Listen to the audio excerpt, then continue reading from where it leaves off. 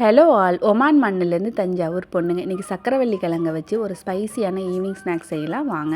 அதுக்கு சக்கரவள்ளி கிழங்க வேக வச்சு இது மாதிரி மசித்து எடுத்துக்கோங்க. ஒரு கடாயில் எண்ணெய் சேர்த்துட்டு எண்ணெய் நல்லா காஞ்ச பிறகு கடுகு, சீரகம், அதுக்கப்புறமாட்டி வெங்காயம், கொஞ்சம் பச்சை மிளகாய், கருவேப்பிலை சேர்த்து நல்லா வதக்கிக்கலாங்க. பொடிசாக நறுக்கின கேரட்டையும் தூவி நம்ம வதக்கிக்கலாம்.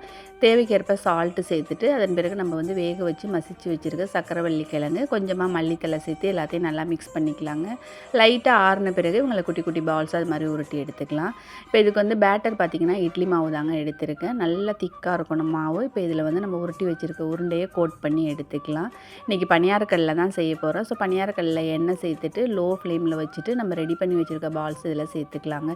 மூடி வச்சு ஒரு நிமிஷம் வேக வச்சா போதும். ஒரு நல்ல ஒரு கோல்டன் ப்ரௌன் கலர் ஆகும்போது இன்னொரு பக்கத்து திருப்பி வச்சு வேக வச்சுக்கலாங்க. 2 பக்கமும் நல்லா வெந்த பிறகு எடுத்திங்கன்னா நல்லா ஸ்வீட் அண்ட் ஸ்பைஸியாக டேஸ்ட்டான ஒரு ஈவினிங் ஸ்நாக் ரெடியாக இருக்கும். ட்ரை பண்ணி பாருங்கள். தேங்க்யூ.